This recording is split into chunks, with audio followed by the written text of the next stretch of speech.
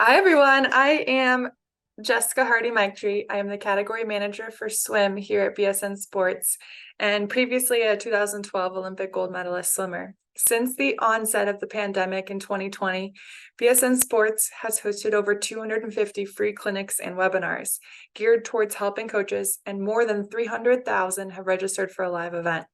We are so appreciative of our coaches, and we will continue to host more free content to help. Today, we have a special treat for you all. We're here today with Olympic gold medalist swimmer, world champion, and former world record holder, Kaitlin Hogan. Kaitlin plans to inspire and encourage us all to strive to be the best version of yourselves in and out of the pool. She will share about her Olympic silver medal being the highlight of her career as she overcame many obstacles and adversities to reach her ultimate personal goal, and emphasize the significance of her coaches had in that journey. It truly takes a village to get to the pinnacle of your sport. After the conclusion of her presentation, we'll have a live Q&A where Kaitlin will be accepting questions from attendees as well. Please feel free to type in any questions at any time using the live chat feature. At BSN Sports, we believe that coaches and administrators like you all in this webinar will impact more lives in a calendar year than normal people like me will impact in their entire life. Our goal as a company is to save you time and give you tools off the deck so that you can improve more lives on it. Now more than ever, we realize how valuable coaches and administrators are to our student athletes. So with that, I would love to introduce you to Kaitlin. Kaitlin, thanks so much for being here today, and take it away. Hi, thank you so much, Jess. It is an absolute honor to be here today. Before I get started, I just want to shout out all you coaches, the amount of sacrifice that you put towards your sport, your athletes. I mean, my heart goes out to you all. I know all the hours and the time away from your family and probably vacations, but I would not be where I was today if it weren't for my coaches. And I still have a phenomenal relationship with them. And so my mom was my soccer coach, so I know what it's like to have a parent as a coach or a parent that coaches, and just the amount that they love on these children and try to give them such a positive environment is really special. So hats off to you all. Like Jess said, I'm a two-time Olympic swimmer and I'm a four-time Olympic medalist. I'm proud to say I have a gold, silver, and two bronze medals between the 2000 and the 2004 Olympic Games. I had a lot of ups and a lot of downs in my career, and if it wasn't for my tribe, I definitely wouldn't have been able to make it to my second Olympic Games. I tried for the third and it just didn't go my way, and I am happily retired since 2008. I don't get in the water very much anymore, but I do have a charity swim this weekend, so I've been motivated to get back in to make sure that my body still knows what it's like to swim. I grew up just very athletic, a huge tomboy. I did every sport that you can imagine. I'm born and raised in Southern California, so we're just pretty much thrown in a pool. My older sister swam, so basically that meant I was going to swim meets when I was 2 weeks old, and I just had a huge love for water from day one. Like, my parents couldn't even get me out of the bathtub. I just was so addicted to being in the water. As soon as I was walking, I was jumping off the diving board and going straight into the deep end. And my mom was like terrified, and my dad thought it was like the coolest thing ever. So obviously, I think there's some genetics that went into being a swimmer. I had no fear. I loved to be in the water. But like I said, I loved all sports. You name it, I tried it. I did it. I was like that huge tomboy with that big obnoxious bow in my hair. So still had a very girly side, but just very competitive at everything I did, from sports to playing matching to playing Uno. My mom's like, I can't even play board games with you. You're ridiculous. So only my dad would play me. And again, I think that's something that you're born with. And as coaches, you see it. I've done a fair amount of coaching in my life since retiring, and some kids have that fire and some of them don't. I think, you can't put too much pressure on yourself as a coach, because that is something that I believe you can help ignite and bring out. But some kids are just hardwired that way, and they're that athlete, that they're that competitor. And I definitely had that. I was probably just as successful in soccer as I was in swimming, but it was my swim coaches. It was my swim coaches that instilled this belief and really emphasized how much they believed in my skill set, and they showed that they thought that I could take it to the next level. My soccer coaches were great. I had an amazing experience. My mom was my coach when I was younger, and then I advanced to club. And, I knew I was good at soccer, but my coaches never really emphasized my skill set or how far they thought I could go or use my soccer to make it to college or be on a national team or heck, make the World Cup. But it was my coaches in swimming that were like, look, you're something special. You haven't even really dedicated 100% of your time to swimming. And by the time I was in junior high, they're like, how about we put the other sports to the side and we just focus on swimming and see what happens. So, I would say it's a little bit of a late bloomer in swimming, and in the fact that I didn't completely dedicate myself to just swimming until the middle of junior high. So end of seventh grade going into eighth. And I'm glad I did that. I'm glad I did multiple sports growing up. I really commend my parents for that. I think it's really important. And I thought I really appreciate my coaches respecting letting me play other sports at a younger age. I'm from Southern California where we breed swimmers. And honestly, everyone's like, oh, did you go to the Natadors? Did you go to Nova? I was like, no, I was on a small team because they respected my parents' desire that, she'll be at swim team 3 days a week and soccer 2 days a week. And she usually runs on the weekend. And my swim coaches, it was a smaller club team, like great cross training, like just don't get hurt.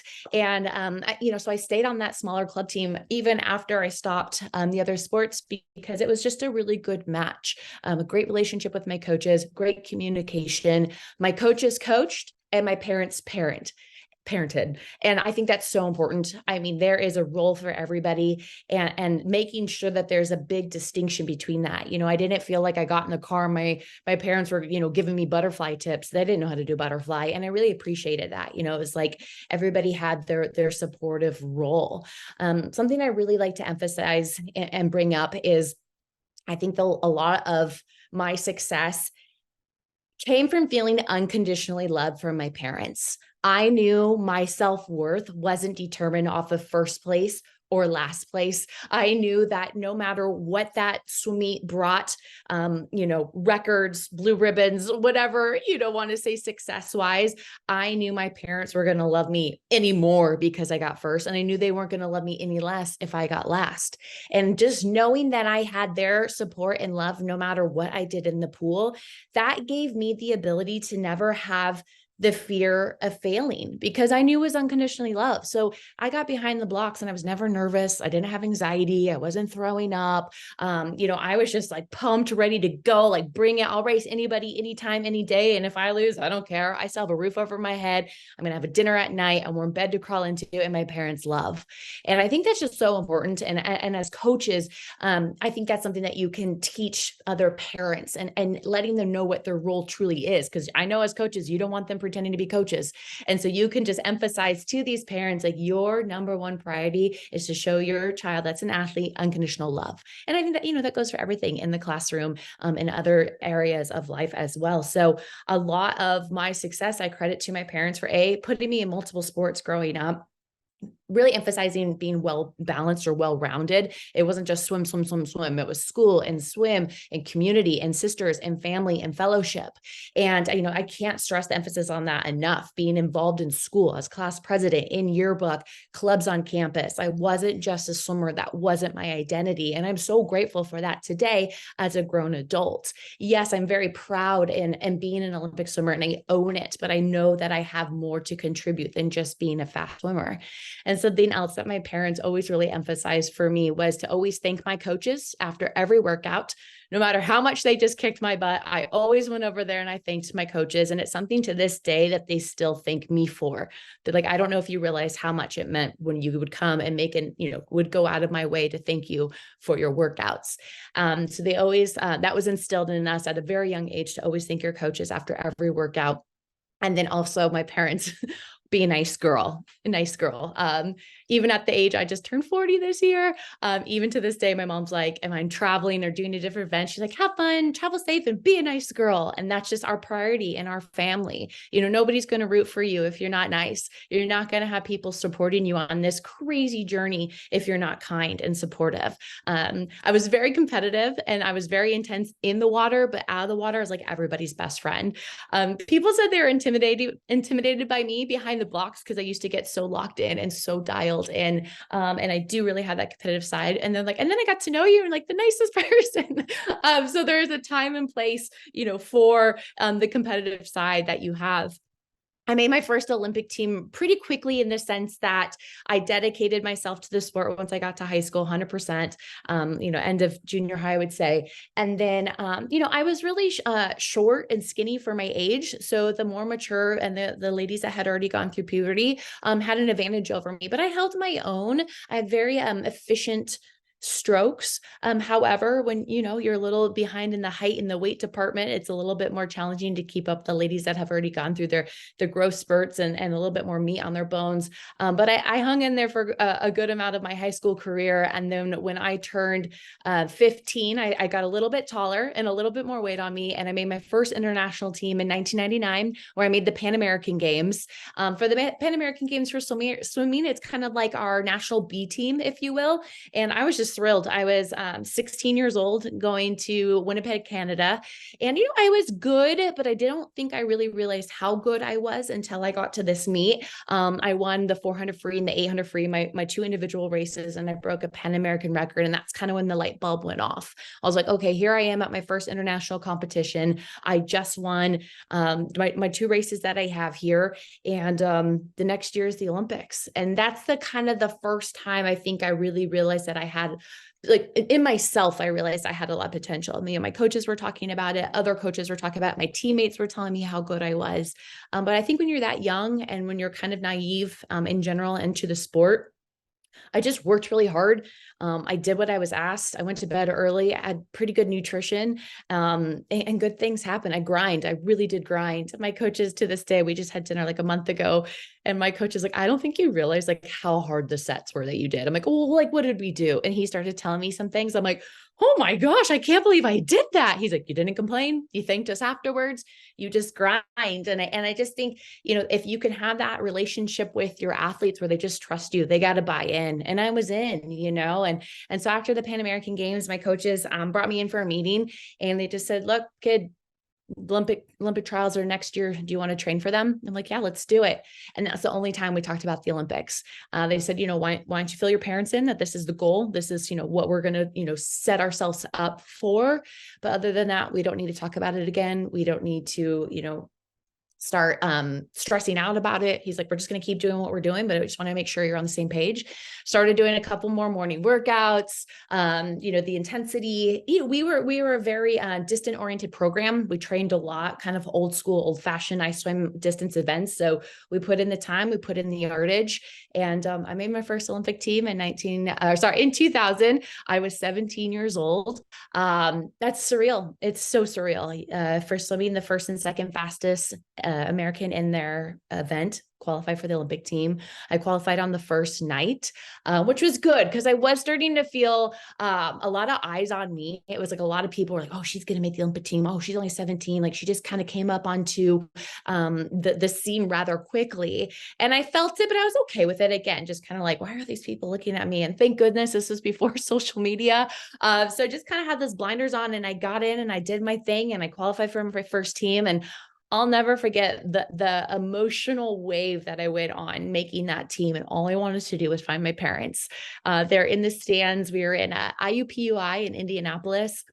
And I was just like, I have to find my parents. I just like wanted to give them the biggest hug. And I was just crying tears of joy. I couldn't believe what I had just accomplished at such a young age. And then I ended up qualifying in two more individual races at that Olympic trial. So I qualified in the 400 IM, the 200 butterfly, and the 800 freestyle. And then your life's a whirlwind. Like you are just like media and getting all your logistics figured out of how you're going to get to the camp and the Olympic credentials and everything. And it was just like a dream come true just to be experiencing this like surreal moment, really. And I'm a strong patriot. I love our country, and to be able to put a USA cap on with my last name on it still to this day, I mean, it gets me. And I told you I'm training for a charity event this weekend, and I brought out the old Santa Note cap with the American flag. I thought maybe it would give me good luck.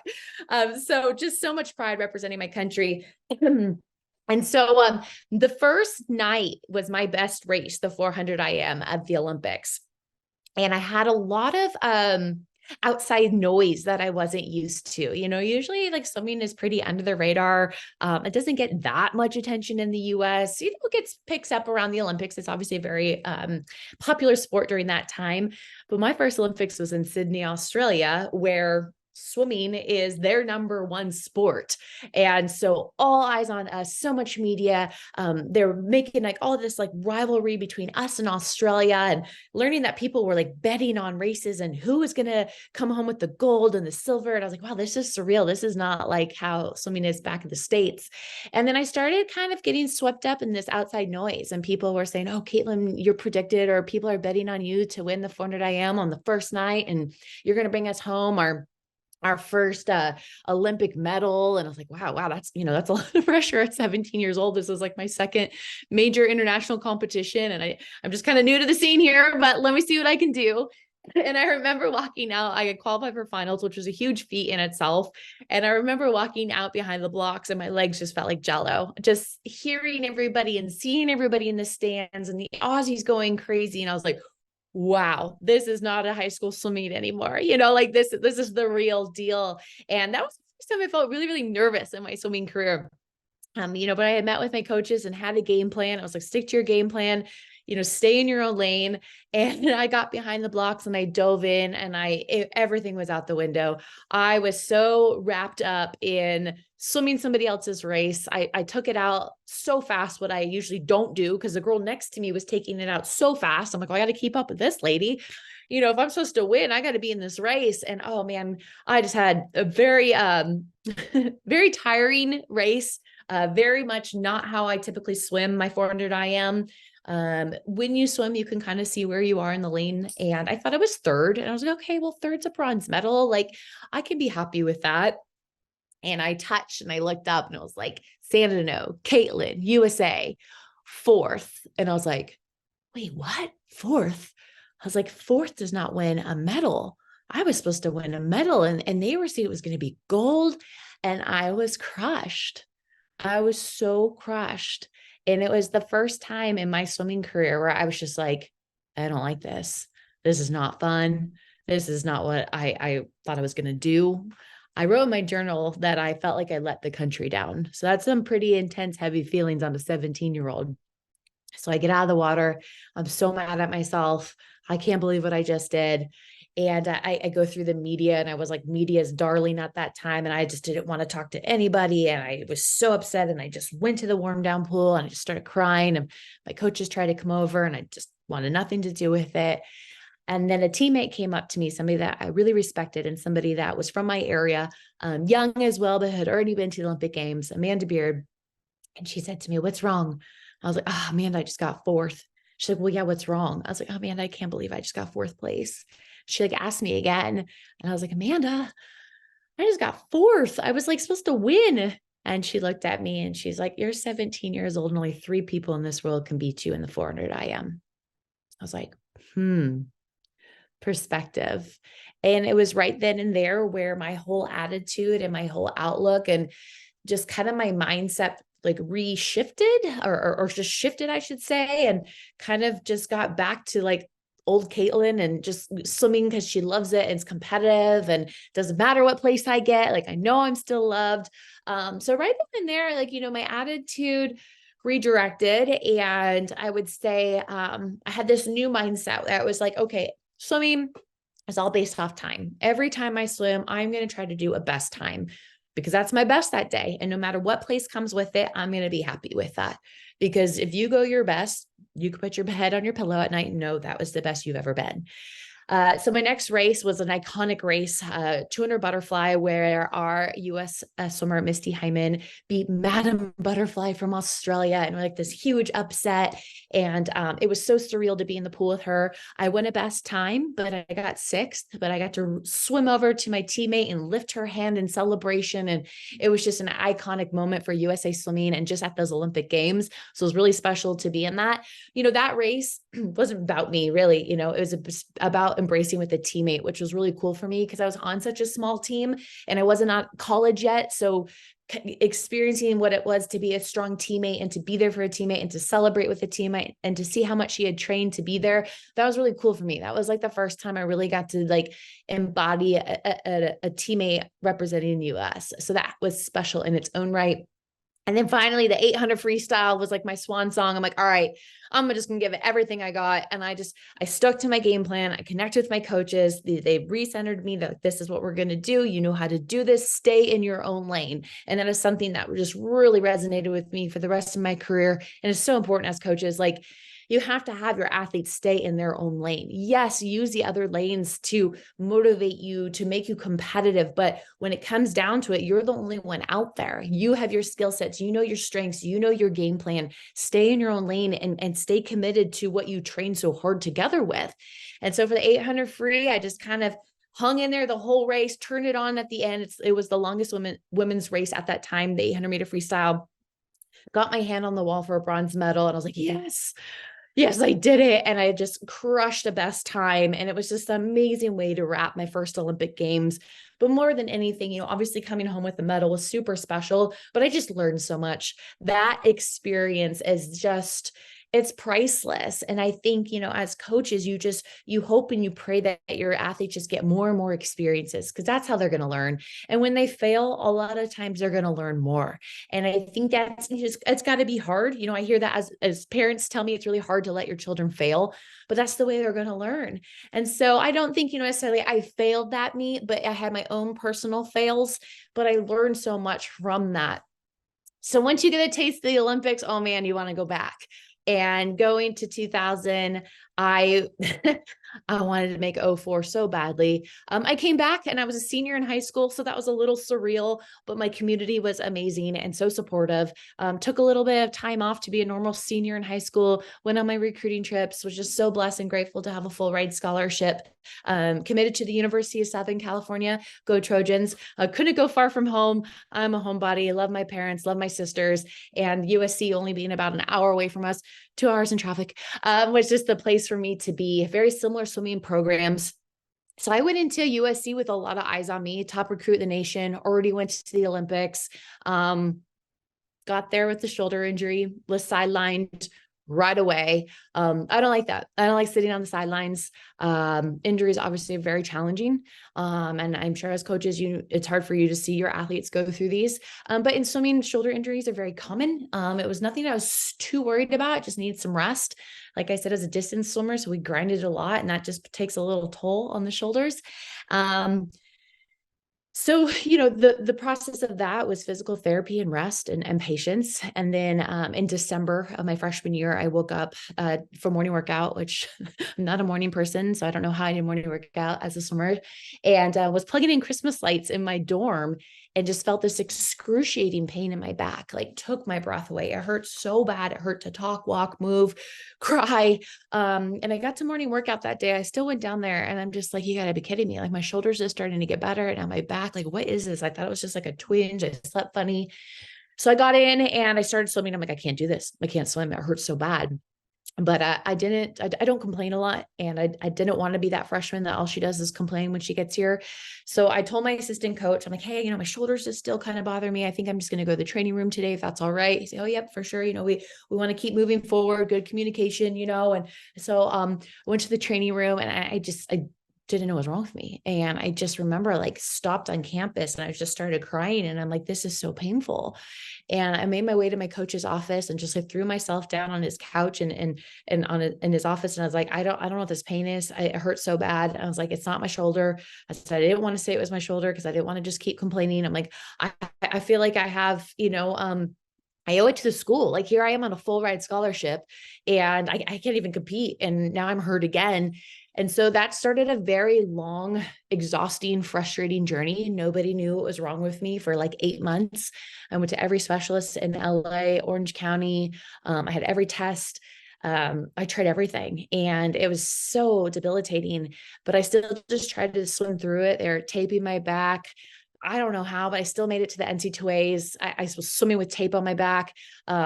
Placed all right, was still an All-American, but nowhere near what I expected myself to come in and do. And felt like I let my school down, and it wasn't until the day after I got back from NC2As, I finally got a test result back that showed that I had a stress fracture in my intercostal muscles.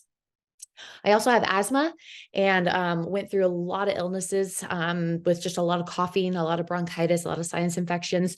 So it was kind of like a two-part thing. I had to get my asthma under control because the coughing kept pulling my intercostal muscles apart, and then I needed my back to heal. So I took that whole summer off. And as an elite athlete, and especially for swimmers, like we don't do that. And it was weird. Like I didn't know what to do with myself. And at USC, pretty much everybody stayed at campus and trained for the club team and went to summer school. And I went home, and it wasn't a good place for me. I just felt lost, confused, sad, disappointed. And, I thought that was it. I thought that was it. My swimming career. I had coaches tell me, or not coaches, sorry. I had doctors tell me like, I don't know if you'll rebound from this.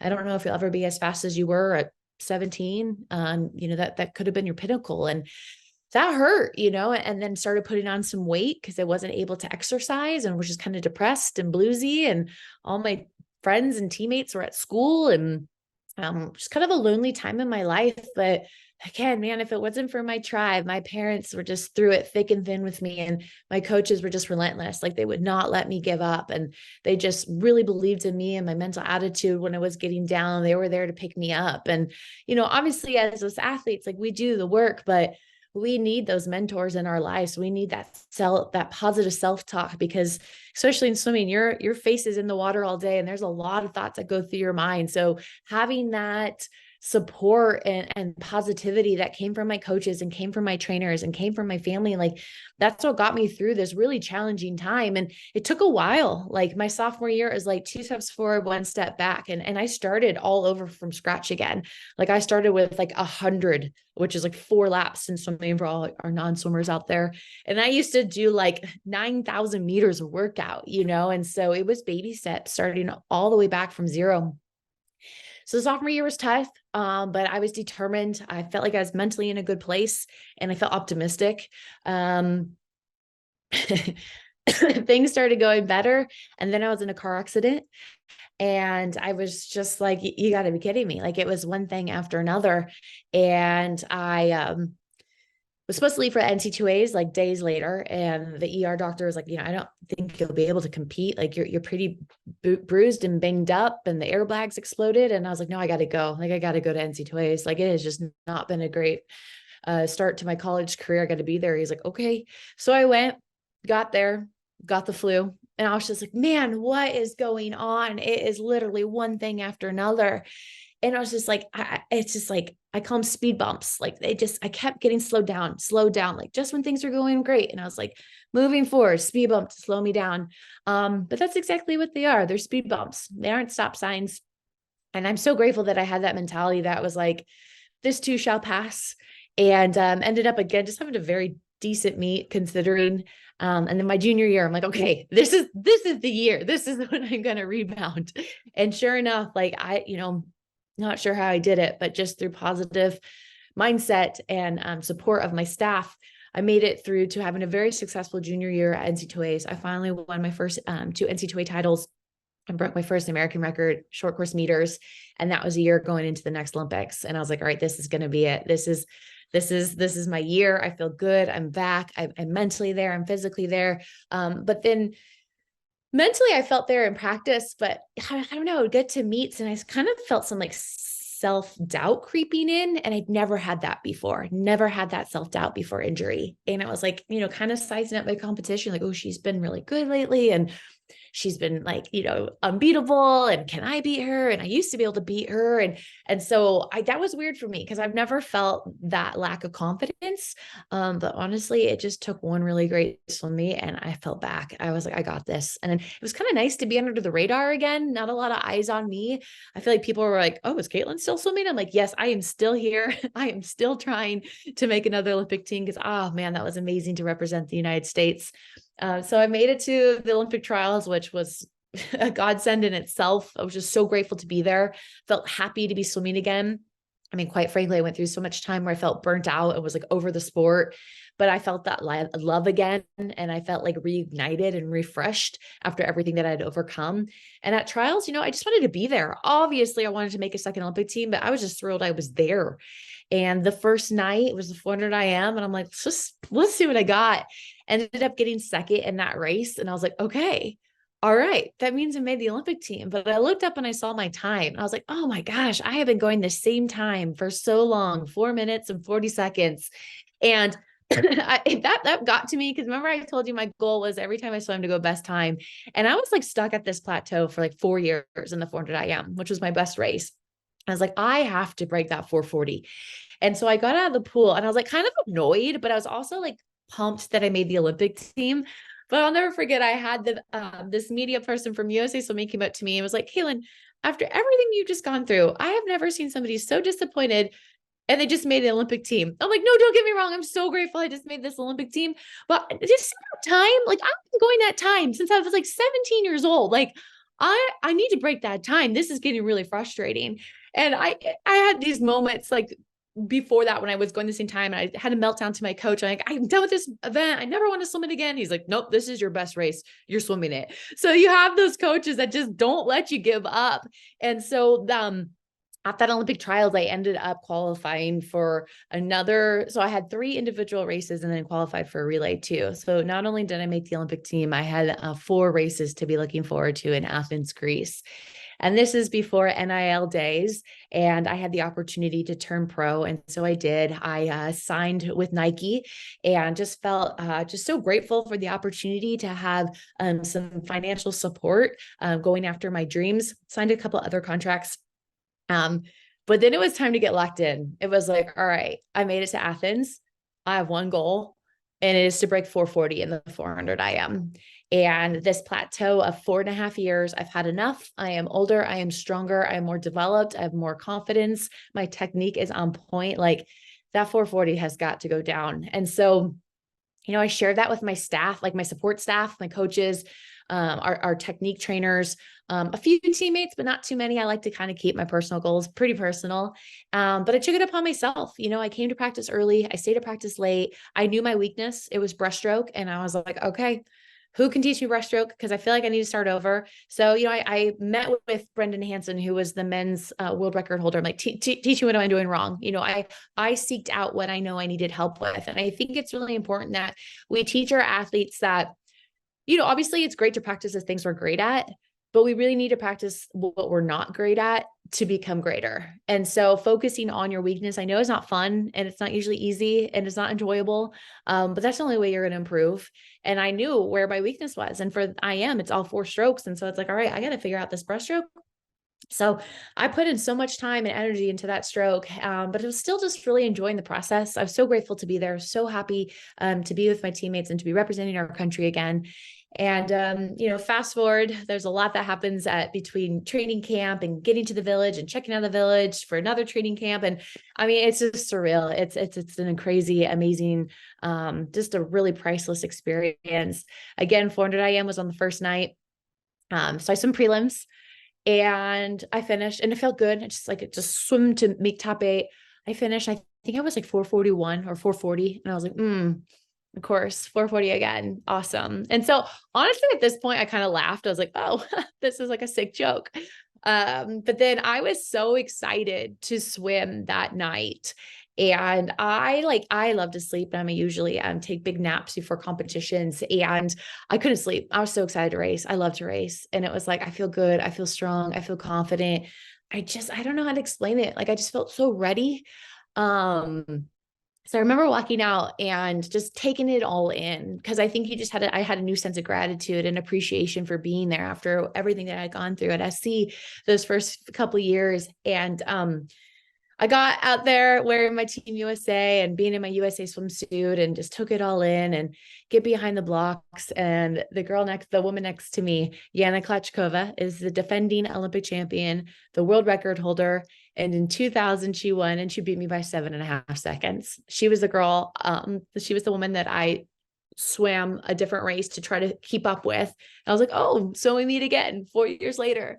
So let's see if I learned from my mistake 4 years ago, right? I swam her race. I needed to completely stay in my own lane and do my own thing. So I dove in and stayed very, very calm and collective in my butterfly. I had confidence in keeping it easy, comfortable, but strong and not getting too far behind. And got to the backstroke and was just feeling in control, confident, secure. I could kind of tell where I was. I felt like I was either second or third. And then we got to breaststroke and I was like, all right, here it is. Here's the make or break. Here's usually where people go right past me. And I started to take in a few strokes. I'm like, okay, I feel good. And I was like, wow, I feel really good. And I could see myself kind of, in the corner of my eye in alignment with Yana. And I was like, what? Like, this is the defending world record holder and defending Olympic champion. And she beat me by a lot 4 years ago.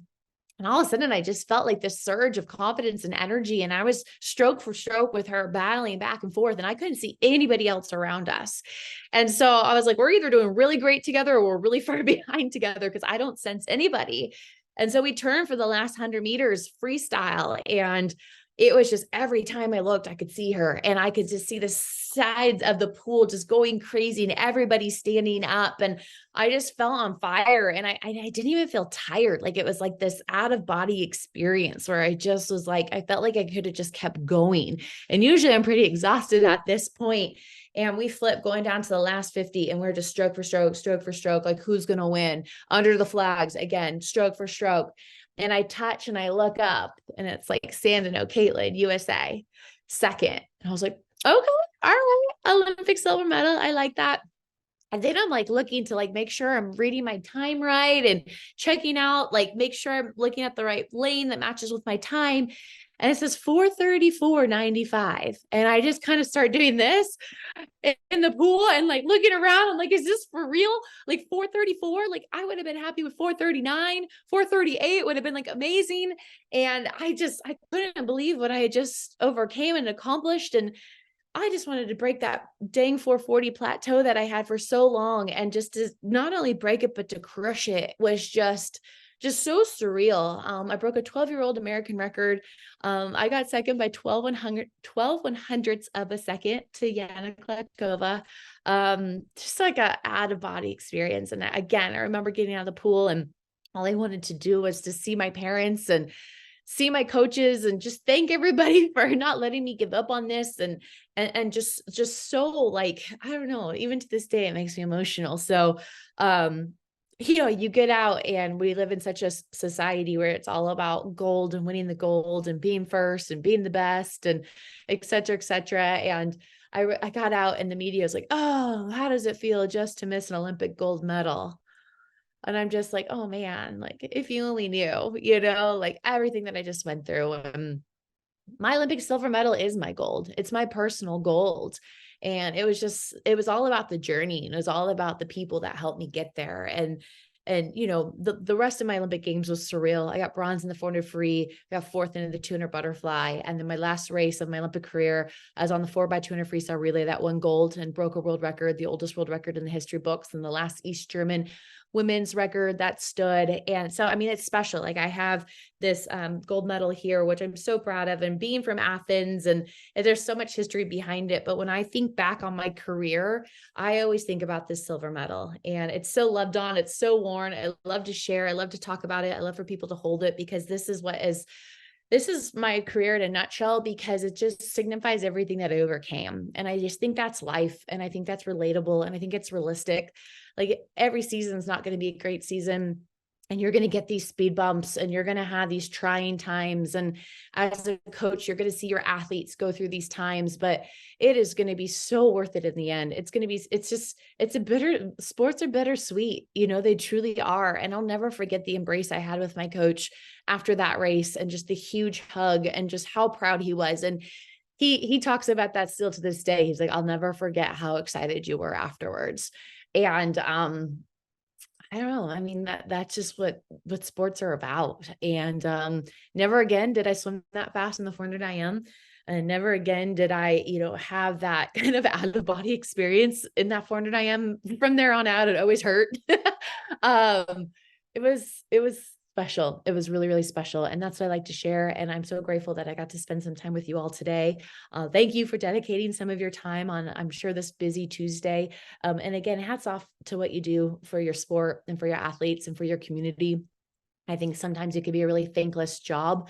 And I'm here to thank you on behalf of all the athletes out there and to BSN Sports for having me and Jess. And it's been an awesome morning. And if you guys have any questions or comments or feedback, I would love to communicate further. And you can find me on social media, just Kaitlin Sandino. And good luck to you this season and the rest of your career and to your athletes. You're amazing. Thank you so much, Kaitlin, for giving us goosebumps and tears and hopefully inspiring everyone on this call. I got a question through a direct message for you. How well have you maintained a positive sport life balance throughout your swimming career? That's great. A positive sport life balance. I feel like I go through seasons like everybody else does. There's some seasons where I just feel so on fire, so motivated, so dedicated, and just so dialed in. And then there's times where, when things aren't going your way. And I think what I've learned the most, and as I've gotten older too, is just giving yourself grace.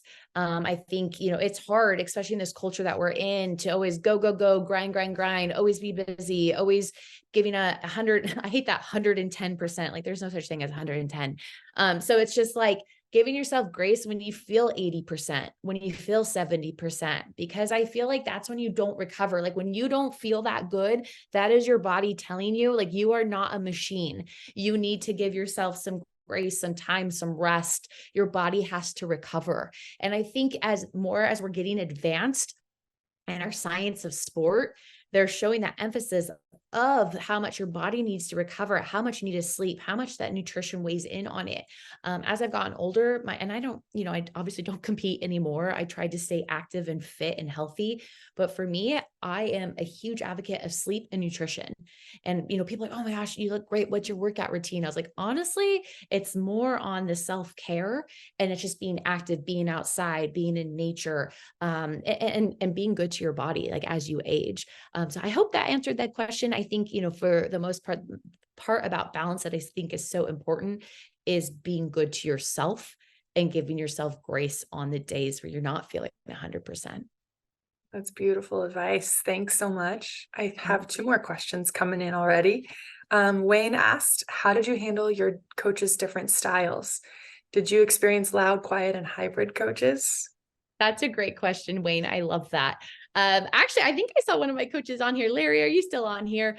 Larry was one of our more quiet, just so supportive. Always knew I could go to him for no matter what. He wasn't the loudest coach on the pool deck, but he just always had a lot of wisdom and calmness. I really liked Larry's calmness. He was our assistant coach at USC. And then our head coach was not so calm. I have at my college coach, he has a reputation of good and bad. Some people didn't agree with his coaching mentalities or philosophies, and he was great to me. He never gave up on me. He was intense, but here's the deal. He expected greatness, and I wanted to give him greatness. Obviously, like, I mean that in a very healthy way. Like, he motivated me in a way that was hard to explain. I wasn't motivated because I was scared of him per se. I was motivated by him because he was intense, and I love how fired up he got when he was thrilled. And like when he got fired up, the rest of the team would get fired up. And so, I feel like coaches set the energy, they set the atmosphere. And I experienced that myself when I was coaching, and I was a general manager of a professional swim team. And it starts at the top and it trickles down. But I think that's, again, going back to balance, is having a staff that you have a little bit of everything. And so, I really appreciated the coaches that, liked to joke, had perspective, had a good sense of humor. But when it was time to like batten down the hatches, like, it's go time. And I think it's really important that, coaches are coaches. Some people are like, oh, my coaches are mean. They're not your friend, like, I'm sorry, like, they really shouldn't be. If we're like in a healthy relationship, like, they're your coach. And so to me, I really respected coaches that demanded respect and kept the team in check and had everybody kept everybody accountable. I think that's huge. And that's what I felt, I was captain at USC, and I felt a lot of pressure, but also pride being in that. And I felt like, when coaches, captains, and we're responsible for that. So kind of a long-winded question. Thank you, Wayne. I feel like, I, I like a calmness, but I really like a good sense of humor. But I also like a coach with an aura. Like I like somebody that has, this great reputation and experience. Awesome advice. And I think to add on that, I think every athlete might even have, different needs in a way too. So that balance can help, different personalities on the team as well. So great advice there. Appreciate that. One more question for you. I have an athlete dealing with an injury, and she is so discouraged that she feels she is not progressing in her recovery. Going through injuries yourself, do you have any advice I can pass along to keep her motivated? Oh gosh, I mean, my heart breaks for her because I feel it so much. I know it so much. And honestly, I feel, man, like there's so many great mentors out there. If she'd be willing to connect, I mean, I would be willing to connect with her. It's just, there's these different avenues where I feel like you can actually spend the time one-on-one, like in this type of new, like technology phase where we could, be states away and be able to zoom in with somebody that has an experience that sometimes you just need to hear, like, I went through it, you can get through it too. Or, there's books out there. I wrote a book and talking about these adversities and how to get through them. I think, as a coach, not letting her give up on herself. And, you only know your coaching mentality and how you can do that. For me, it was the coaches checking in, the reinforcement that you'll be okay, making sure I was following like doctor's protocol, I think is really important. I know some coaches get a little anxious, like, oh no, you're fine, get in. But I think, if you can really reinforce that you support what your physical therapist or your doctor has prescribed, or, the process of recovering, that means a lot, because I feel like, when I was a coach, I get anxious. I'm like, you're fine, just get in, like rub some dirt on it, and it's like, you need to be that compassionate person. But you also need to push too. Like it's sports, like you're not going to feel great. Are you sore? Okay. You swim through soreness. Is it pain? Okay. We don't swim through pain. And so I think you need to be able to communicate that as well with your athletes, being able to show like, what is the healthy amount that you can push? But I get long-winded and off topic. I think for an athlete that's going through this injury and is having a hard time with the frustration of it, I can't help but stress that unconditional love. And I know obviously coming from a coach, it needs to be very professional, but it is definitely like from the family nucleus, the parents living on their child, even when they're going through this injury. So they know their self-worth is not determined on, oh, so-and-so's not swimming because they're hurt. What a waste, so that athlete, that child needs to feel the love even when they're hurt more than ever. And that's what I felt like. My parents had my back no matter what during this injury. So, maybe it's a conversation with their parents, one-on-one without the athlete there, because I think it really goes back to the home base, because that's where they're going to be recovering. That's where they're going to have a lot of downtime. That's their safe spot. Sorry, I don't know if that was a great job, answering that question, but I can't just stress the amount of support and mentorship and perhaps some, stories of athletes that have overcome adversities. I trained as well. I swam on a few races with you, Kaitlin. I mean, a few international trips with you, as well. And I had some experiences with injuries too. So to add on that, I had some coaches that would get, creative and outside the box with training. When I tore my labrum in my shoulder, I had a slap tear. So he would throw me in the hot tub and I'd have to do explosive kick sets, on intervals. And it was really difficult. It was like Bikram kick sets, in the hot tub. And, just having someone still make me push myself and make me feel like I accomplished something when I'm at practice, I think psychologically kept me feeling like I'm still progressing and I'm doing a good job as much as I can in the moment. And I think a lot of that's psychological, right? Like the positivity, still in the game. The positive approach, like I'm still progressing, or I'm still engaged, and my coach still believes in me and my parents still believe in me. I think there's a good not approach. being on the sidelines. I love that. So getting you off the sidelines and still keeping you in it. That's great advice. Getting creative. Yes. You mentioned your book. We threw it in the chat here. Oh, thanks. You want to talk about your book and possibly other books that inspired you or continue to inspire you today? Well, I loved your book, Jess. That's one of my faves.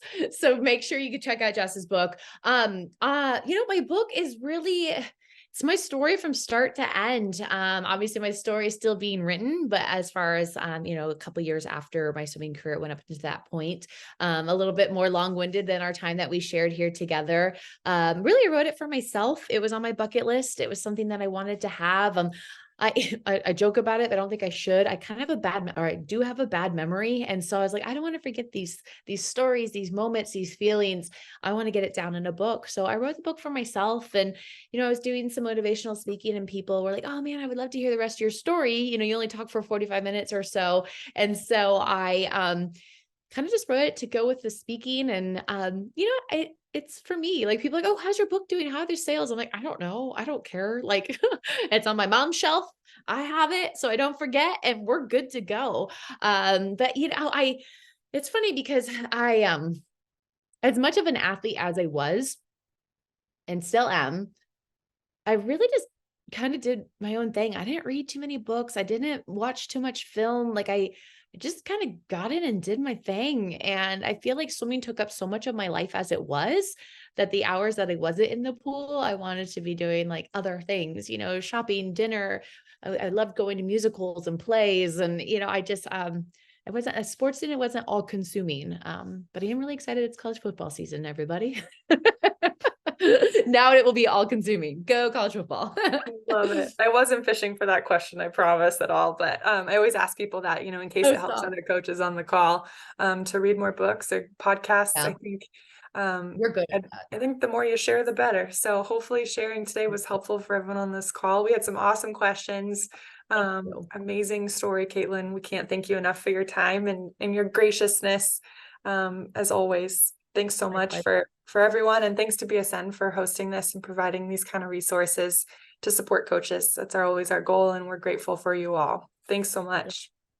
Thank you. Have a great rest of your week. Good luck. Oh, you too. Thank you.